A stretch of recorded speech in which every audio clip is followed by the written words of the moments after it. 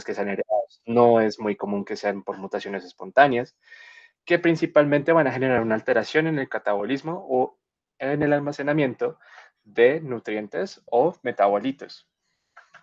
Sin embargo, a día de hoy, y desde el 2015 se viene hablando de que quizás hablar de error innato del metabolismo necesita algunos cambios.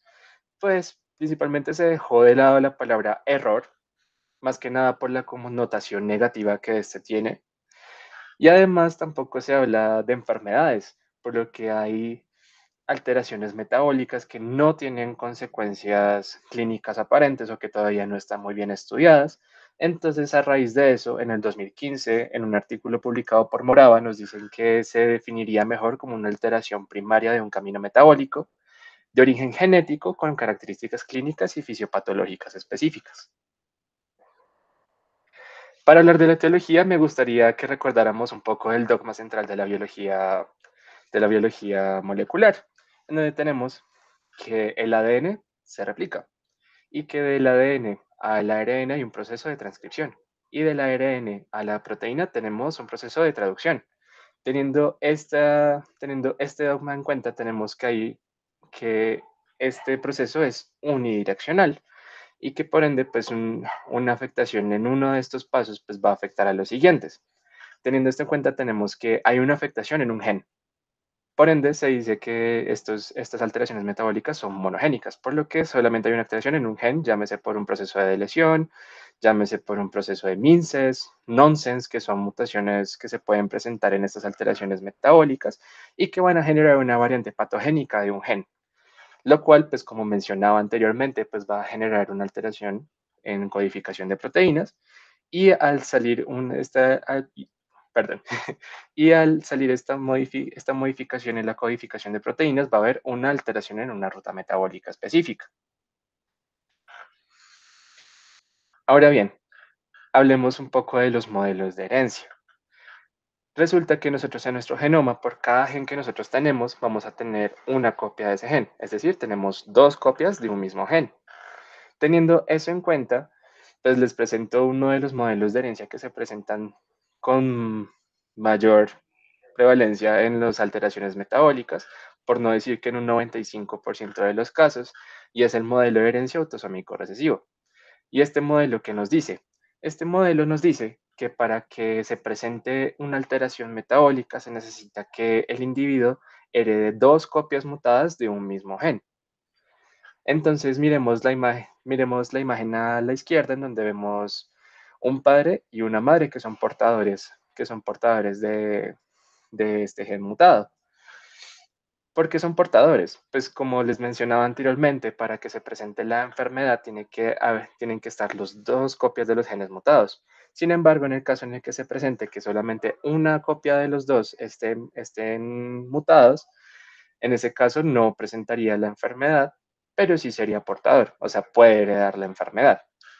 Entonces, tenemos que, a la, tenemos que tanto el padre como la madre van a heredar estos genes, dando como resultado distintas combinaciones.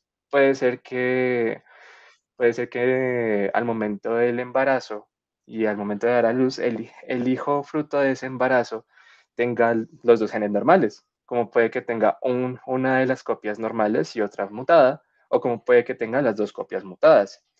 Esto se vería mejor en este cuadro de Punnett que les pongo a continuación al lado derecho de la diapositiva, en donde podemos ver que las distintas combinaciones que se pueden presentar de estos genes. Y pues yo como lo entiendo mejor, y pues que a lo mejor para ustedes puede facilitar un poco el entendimiento de esto, es que pongamos como ejemplo que los genes de arriba son los de la madre y los genes de la izquierda son los del padre. Y acá en estos cuatro cuadrantes vamos a tener las posibles combinaciones. El gen mutado va a ser el que tiene el punto rojo. Entonces, teniendo eso en cuenta, tenemos que cada cuadrante va a ser un 25%, ¿sí?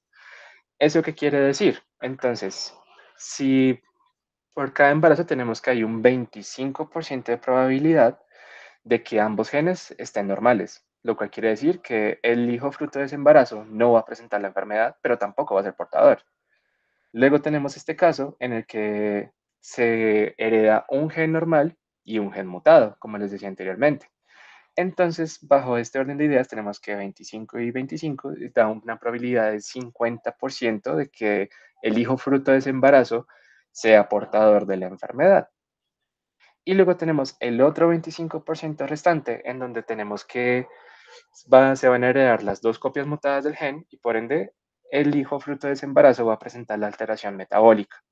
Por eso se dice que las enfermedades metabólicas que son heredadas por el modelo autosómico recesivo tienen un 25% de probabilidad de presentar estas alteraciones metabólicas. Ahora, ¿es el único modelo? No, como les mencionaba anteriormente, esto se presenta en un 95% de los casos. También hay otros modelos. Tenemos, por ejemplo, el modelo autosómico dominante, en el cual la probabilidad de que se presente la enfermedad aumenta al 50%. Y luego tenemos las ligadas al cromosoma X, en donde la mujer va a ser la portadora de la alteración y el hombre va a ser el que padezca la alteración metabólica. Hablemos ahora de la prevalencia a nivel mundial. Para el año 2018 se sabía que aproximadamente 60 de cada 100.000 niños nacen con un error innato del metabolismo. Sin embargo, en un paper que está en revisión y que está por publicarse de este año, parece ser que la prevalencia ha aumentado, aumentando en 500 por cada 100.000 niños. Es un aumento importante teniendo en cuenta que para el 2018 teníamos 60 por cada 100.000 niños.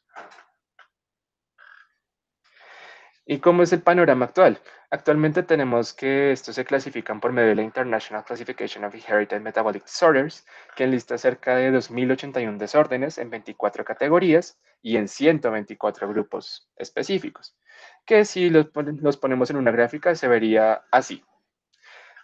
O sea, sí, los colores son bastante llamativos, son bastante bonitos. Sin embargo, pues yo sé que ver esta gráfica con esta cantidad de alteraciones metabólicas puede ser algo abrumador.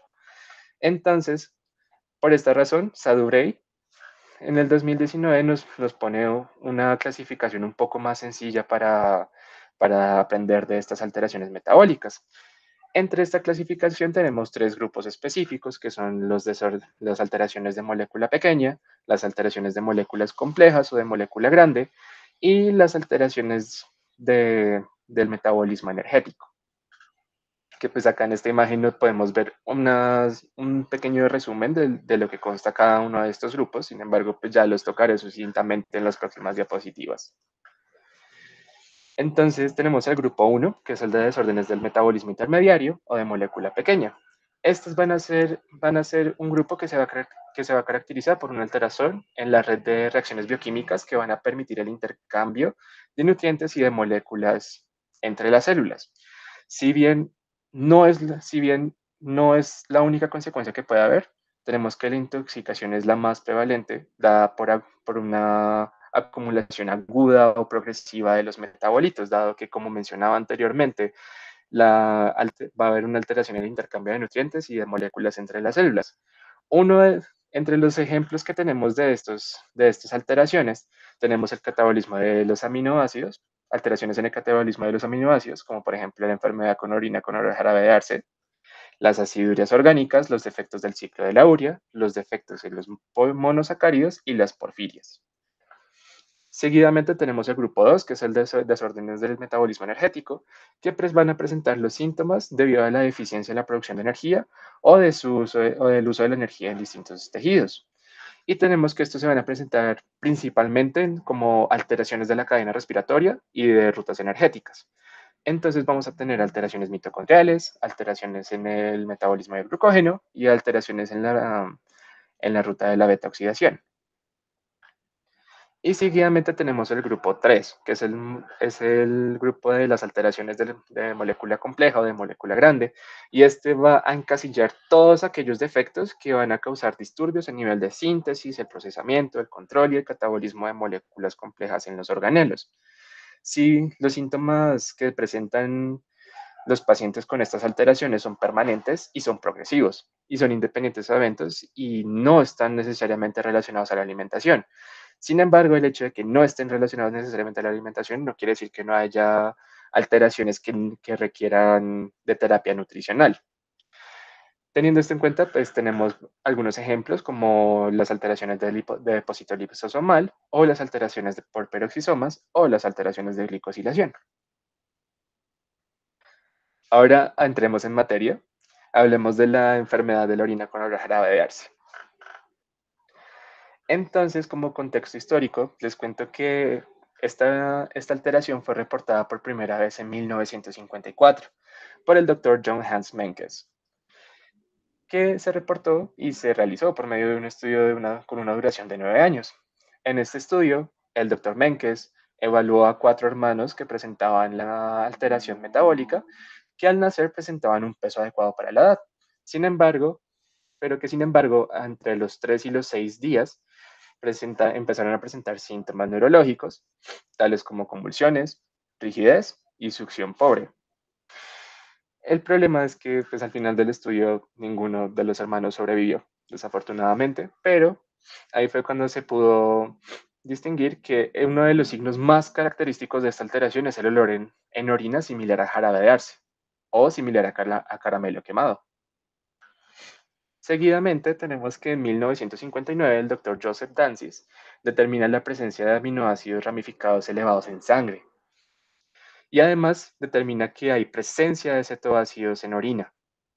Es cosa que va a ser de vital importancia más adelante cuando les hable un poco de la progresión patológica de esta alteración metabólica.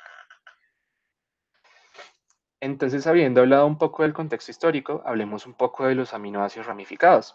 Recordemos que los aminoácidos ramificados son la leucina, la isoleucina y la valina, que estos en su catabolismo van a pasar por una serie de distintos pasos bioquímicos que van a terminar en intermediarios del ciclo de Krebs.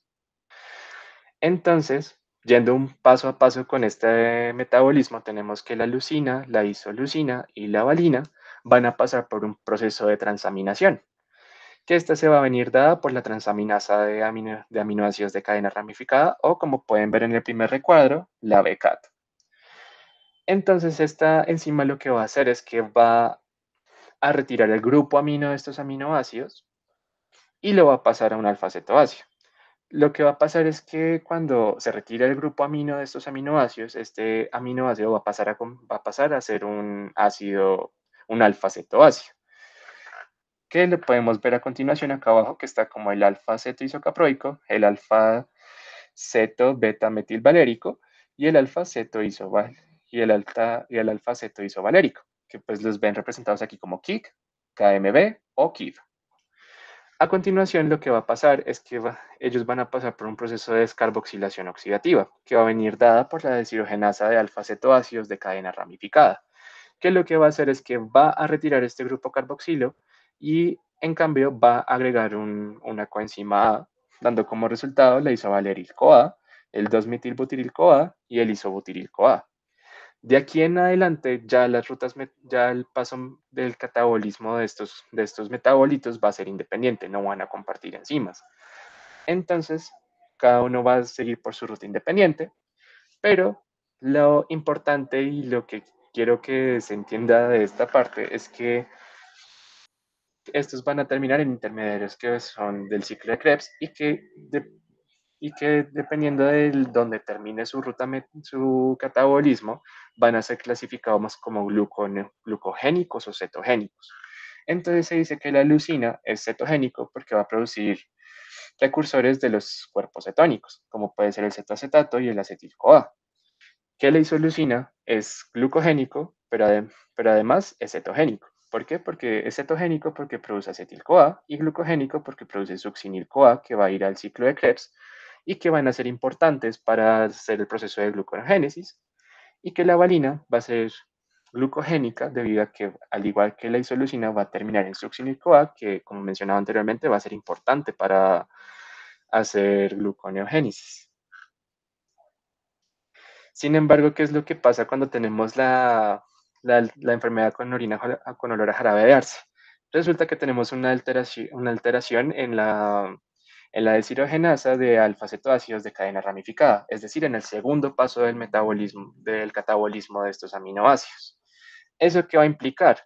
Que estos alfa-cetoácidos no van a poder no van a poder seguir su ruta metabólica, no van a poder seguir su proceso de descarboxilación, no van a seguir los pasos múltiples que van a llegar hacia los intermediarios del ciclo de Krebs o a precursores de los cuerpos cetónicos. Por ende, lo que va a pasar es que va a haber un aumento de estos alfa-cetoácidos que les mencionaba anteriormente, acompañado de un aumento de estos aminoácidos ramificados en sangre. Pero además tenemos que la isoleucina va a ir por una ruta alterna, generando aloisoleucina, que es un metabolito que usualmente no se ve en los perfiles lipídicos, que pues eso va a ser un indicativo y va a ser un indicativo de la presencia de esta alteración metabólica. Ahora bien, teniendo en cuenta que ya sabemos que va a haber una acumulación tanto de los alfa-cetoácidos como de los aminoácidos como tal, tenemos que tener en cuenta que tanto la leucina como su alfa-cetoácido y el alfa-cetoisocaproico van a tener efectos neurotóxicos cuando se acumulan en exceso, lo cual pues va a generar cierta sintomatología que ya les explicaré un poco más adelante. Sin embargo, pues me gustaría en este momento pues poner una lupa sobre la deshidrogenasa de alfa-cetoácidos de cadena ramificada.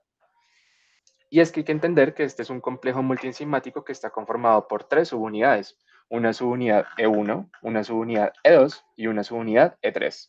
Entonces, como les comentaba, pues esta enzima va a ser la encargada de hacer la descarboxilación oxidativa de estos alfa-cetoácidos.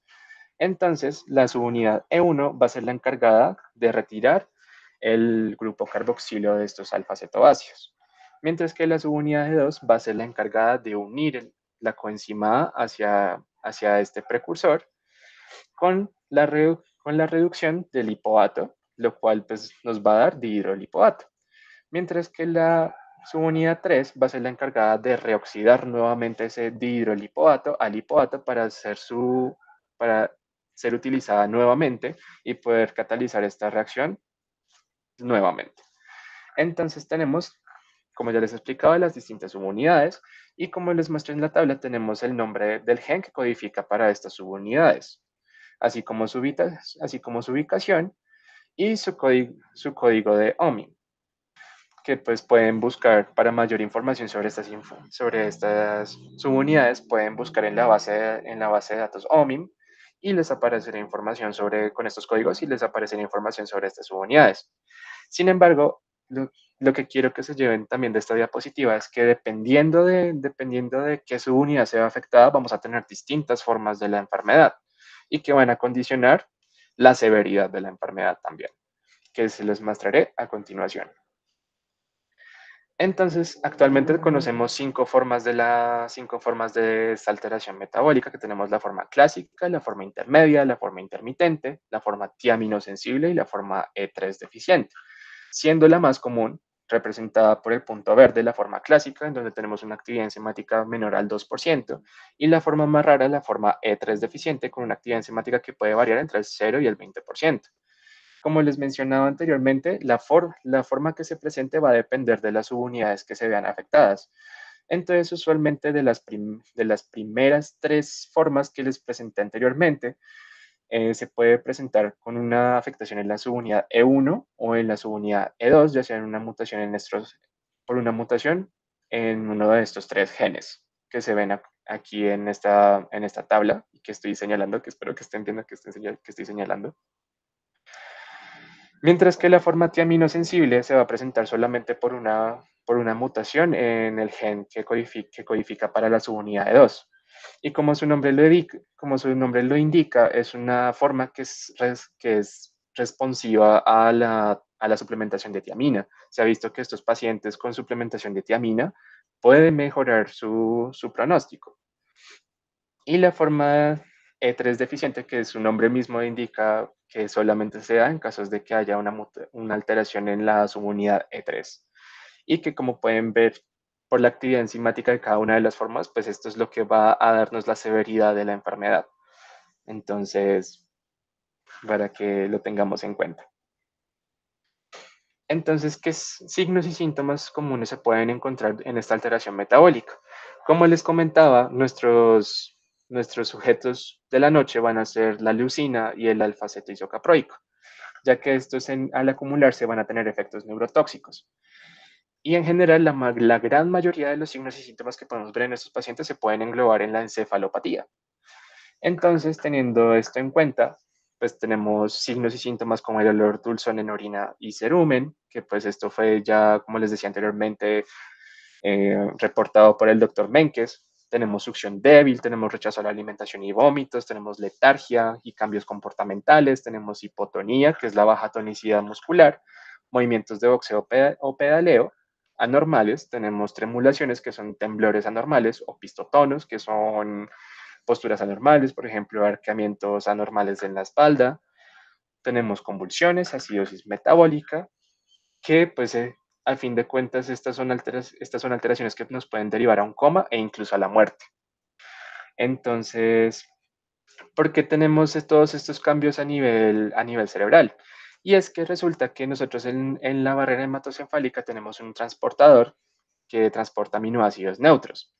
Llámese triptófano, llámese fenilalanina, tirosina, metionina, alanina, pero que cuando, pero que cuando hay una acumulación de leucina en sangre, lo que va a pasar es que la leucina va a competir por ese transportador con los aminoácidos que antes nombré. Por ende, va a haber una disminución de estos aminoácidos a nivel cerebral, lo cual nos va a llevar a que haya una disminución en la producción de neurotransmisores. Por ejemplo, serotonina, dopamina, histamina, etcétera, que nos van a llevar a todos estos cambios que vemos aquí en pantalla: la succión débil, el rechazo a la alimentación, la letargia, los cambios comportamentales, etcétera, que nos modulan pues la aparición de estos signos y síntomas. Sin embargo, pues no es lo único que pasa durante este proceso. También tenemos que durante la enfermedad puede haber procesos de estrés oxidativo, debido a que va a haber una disminución de enzimas que son importantes para llevar el proceso antioxidante, lo cual pues va a hacer que el cerebro sea más susceptible al proceso de estrés oxidativo, y al ser más susceptible al proceso de estrés oxidativo, pues va a haber procesos proinflamatorios, producción de interleuquinas y otros moduladores de la respuesta inflamatoria. También vamos a tener alteraciones en la bomba sodio-potasio, generando gradientes anormales de sodio, lo cual pues, nos va a hacer retener agua a nivel del cerebro. Por ende, pues estos son pacientes que normalmente presentan o transcurren con edema cerebral. Y dado eso, pues tenemos que, si no se corrige a tiempo, pues puede causar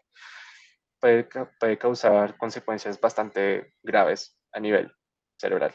Entonces es importante tener en cuenta todos estos signos y síntomas, ya que pues la idea de nuestro tratamiento, que ya lo tocaré en unos instantes, es evitar la progresión de estas encefalopatías y de los síntomas.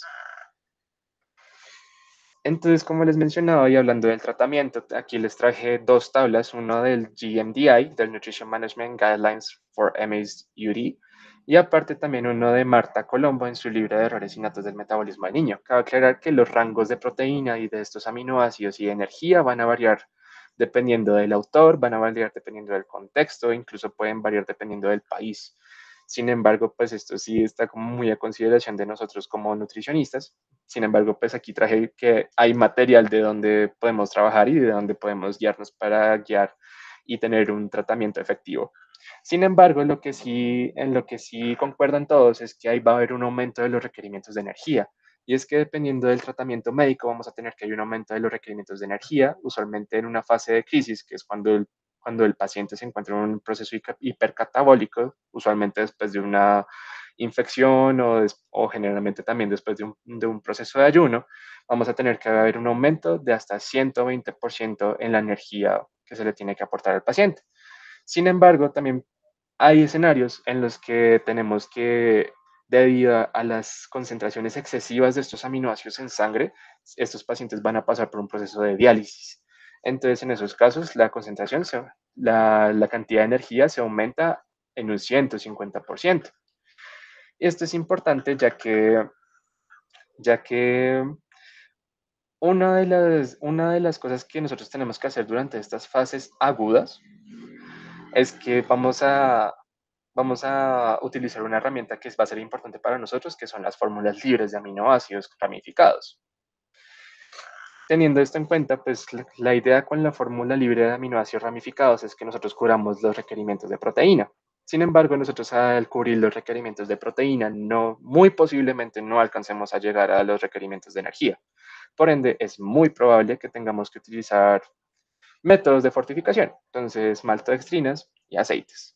Y de ahí es donde se viene que hay que tener especial cuidado con la osmolaridad, debido a que si nosotros damos una osmolaridad por encima de de lo que necesita el paciente, podemos causar distensiones abdominales, diarreas, etcétera, que pues no nos va a beneficiar en estos casos de fase aguda de la enfermedad.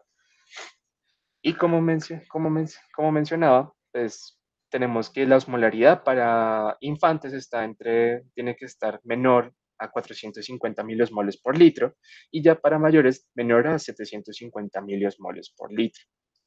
Ahora bien, volviendo con el tema de que nuestra herramienta especial va a ser la fórmula libre de aminoácidos ramificados. Se tiene que hacer una restricción que no es permanente, que va a aclarar que no es permanente.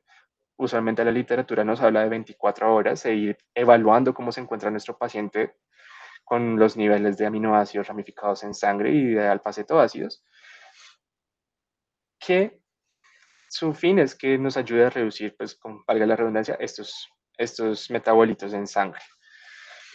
Porque no es permanente. No es permanente porque a pesar de que la ruta catabólica de estos aminoácidos se ve afectada, aún así se siguen necesitando.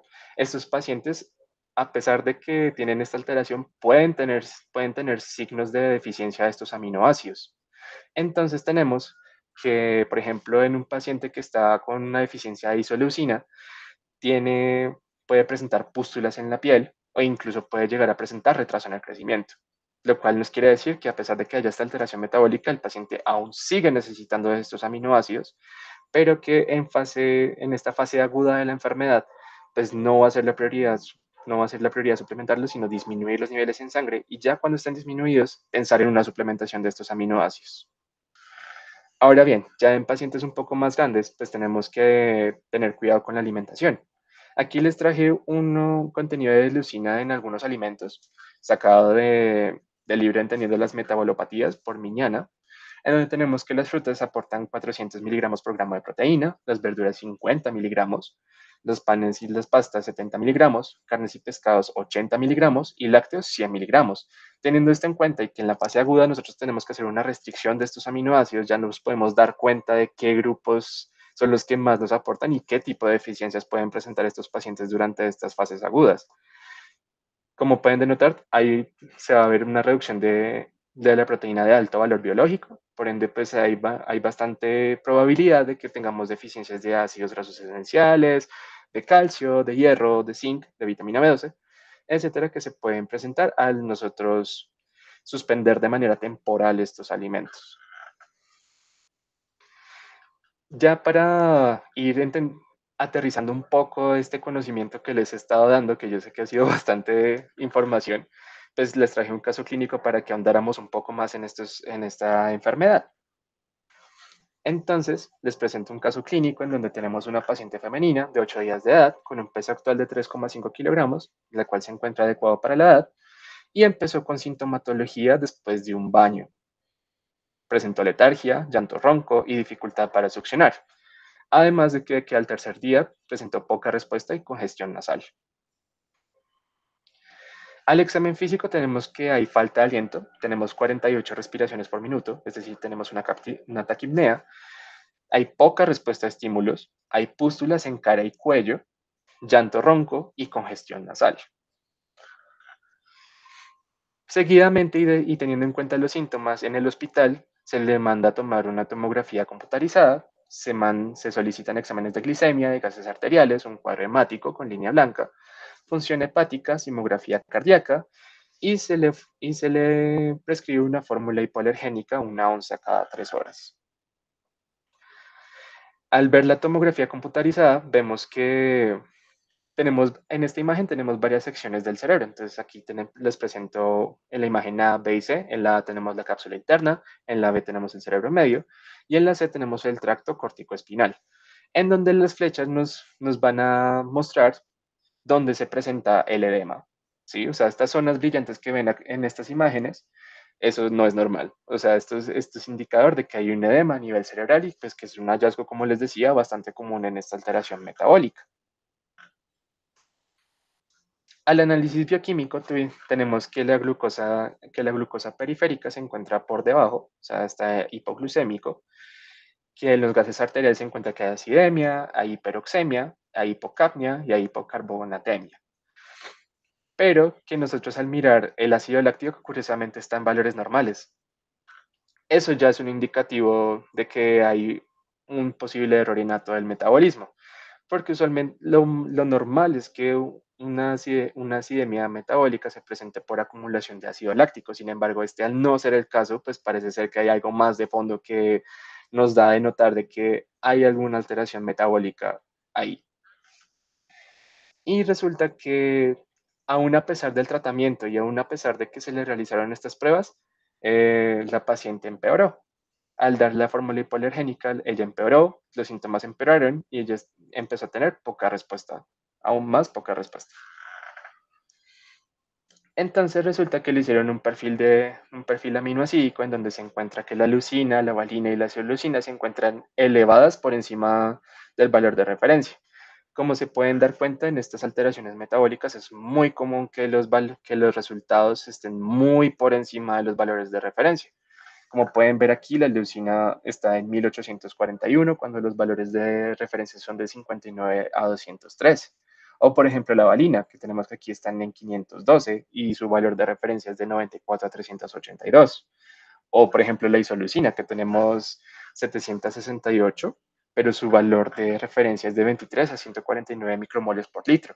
Entonces, como se pueden dar cuenta, es una elevación bastante exacerbada de estos aminoácidos, pero además vamos a tener la presencia de ácidos en orina, ácidos que normalmente uno no encontraría en orina. Estos como tal no tienen un valor de referencia debido a que estos son pruebas cualitativas, entonces esto se mide en presencia o no de estos ácidos y si están altos o no. Entonces, pero en términos generales, estos son ácidos que no deberían estar presentes en orina y que están elevados. Entonces, teniendo esto en cuenta, ¿cuál es nuestro rol como nutricionistas en este tipo de alteraciones metabólicas? Y es que nosotros vamos a jugar un rol importante, ya que nuestro deber es dar una nutrición que sea individualizada a la situación del paciente, que sea completa, que sea equilibrada, que sea suficiente, que sea adecuada y que sea inocua para la situación del paciente. ¿Por qué? Porque con eso nosotros estamos dando tratamiento y estamos previniendo con las complicaciones metabólicas que la alteración metabólica va a tener. Nosotros al tratar y prevenir estas complicaciones vamos a cambiar el pronóstico y por ende vamos a cumplir con nuestro fin último que va a ser la promoción del crecimiento y del desarrollo de este niño. Entonces, en las fases del tratamiento, como les decía, había una fase aguda, pero resulta que también tenemos una fase de mantenimiento. Entonces, la fase aguda es cuando tenemos la crisis metabólica y la fase de mantenimiento es cuando ya tenemos esta crisis controlada. Entonces, en la fase aguda, nuestro objetivo va a ser suprimir el catabolismo y promover el anabolismo proteico con el fin de evitar la progresión del daño neurológico y prevenir la muerte, como les decía anteriormente cuando estábamos hablando de signos y síntomas. Y en la fase de mantenimiento tenemos que nuestro objetivo va a ser conseguir un estado nutricional normal, evitar las crisis de descompensación y saberlas detectar a tiempo. Entonces, como les decía, tenemos tres posibles escenarios, agregando la fase de mantenimiento, en el cual tenemos una fase de crisis, una fase aguda, sin diálisis, otra con diálisis y una fase de mantenimiento. Factores a tener en cuenta, como les decía, es que aquí vamos a tener un aumento del requerimiento energético, vamos a tener deficiencia de minerales, vamos a tener deficiencia de esos grasos esenciales, vamos a tener una deficiencia crónica de aminoácidos, incluso de los mismos ramificados. Hay que tener en consideración la vía de alimentación, las fórmulas disponibles, la osmolaridad con la que nosotros vamos a trabajar y pues tener especial cuidado con las descompensaciones metabólicas, ya que pues un error de nosotros puede causar una descompensación. Entonces, sí. Como tratamiento nutricional, cabe aclarar que pues esta prescripción es bastante sencilla, es bastante general, cambia dependiendo de, de la situación del paciente. Sin embargo, como prescripción, en fase aguda sin diálisis, acordémonos que hay un aumento de 120% de la energía. Como prescripción tenemos nada vía oral, por soporte nutricional enteral, por sonda orogástrica, con fórmula libre de aminoácidos ramificados y fortificada con maltodextrina sal 2 y aceite al 1% en flujo continuo, vigilada y a tolerancia. ¿Por qué al 2 y al 1%? porque usualmente al fortificarse debe mantener una relación de 2 a 1 de maltodextrinas y aceites. No, usualmente lo que va a pasar es que uno el primer día no va a llegar a las metas que uno se propone de kilocalorías, porque la idea no es empezar de una vez con la meta que uno plantea, sino ir avanzando de a pocos para ir evaluando tolerancia e ir aumentando de manera progresiva hasta llegar a la meta que nosotros tenemos indicada. Seguidamente tenemos la fase aguda con diálisis, que la prescripción sigue siendo la misma, solamente que acá se tiene en cuenta que hay un aumento de 150% del requerimiento de energía. Y finalmente tenemos una fase de mantenimiento en donde se da una alimentación por vía oral, que es cuando ya el paciente está recuperado, ya salió de su crisis.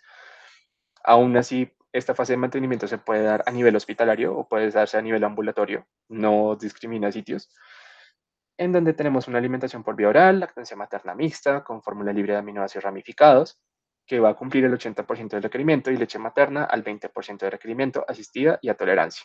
La idea es que a medida que vaya pasando el tiempo, es disminuir la cantidad de fórmula libre de aminoácidos e ir aumentando de manera progresiva la cantidad de leche materna. ¿Por qué se agrega la leche materna acá? La leche materna no está contraindicada para esta alteración metabólica. Cabe aclarar que la leche materna solamente está contraindicada para la galactosemia. De resto, todas las alteraciones metabólicas, todos los errores innatos del metabolismo pueden ingerir lactancia materna. Y ya con esto, pues ya voy culminando esta charla, que yo sé que ha sido cargada de información, pero los dejo con una pregunta de reflexión.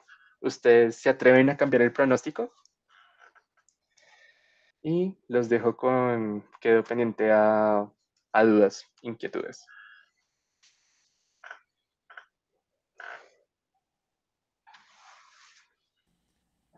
Pueden dejar, si tienen alguna pregunta, pueden dejarla en el chat o Exacto. pueden abrir su micrófono.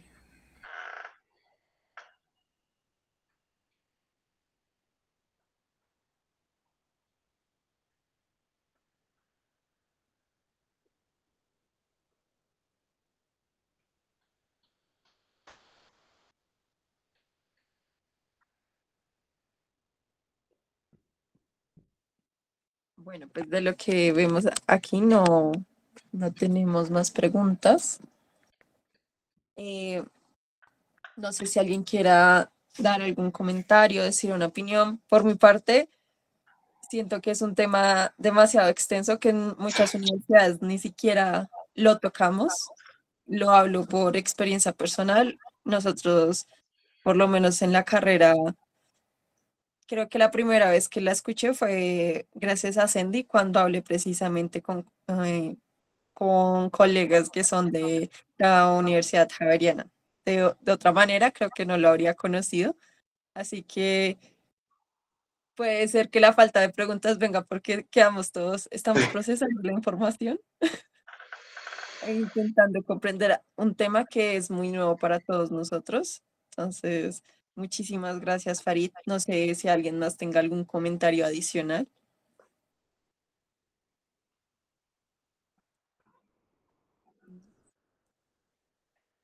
Bueno, nuevamente te agradezco un montón. Para los que no lo sepan, Farid también hace parte del Comité Científico Académico, del Comité Científico Académico, y actualmente estoy liderando ese comité, entonces me genera mucho orgullo poder ver a los miembros realizar este tipo de actividades y poder aportar directamente a la asociación con conocimientos de algo, de un tema que les apasiona tanto. Entonces, muchas felicitaciones por esta presentación, fue increíble y nuevamente, te lo digo, es un tema que no es muy conocido, entonces es muy bueno eh, darle mayor difusión, especialmente entre los estudiantes de nutrición y que también, quién sabe, hay algunos aquí que les guste mucho ese tema y terminen metiéndose un poco más e investigando más acerca de eso. Entonces, muchísimas gracias, Farid. No, muchísimas gracias a ti, Kia, por la oportunidad. También quiero agradecer mucho a mis profesoras. Esta charla no hubiera sido posible sin la ayuda y colaboración de ellas, entonces yo les doy mi más sincera gratitud. Y nada, o sea, yo sé que la información que presenté hoy ha sido bastante información, ha sido bastante abrumadora y ha sido bastante, o sea, ha sido un bloque bastante denso, pero espero que con esta charla pues les haya despertado la curiosidad por estudiar estos errores innatos, que sepan que existen, que sepan que están ahí, que nosotros tenemos mucho que ver en el pronóstico de estos pacientes. Entonces, sin nada más que decir, pues aquí les presento los correos de contacto de mis profesoras, los correos de contacto mío y tenemos un QR para que puedan ver la página del Instituto de Errores Innatos.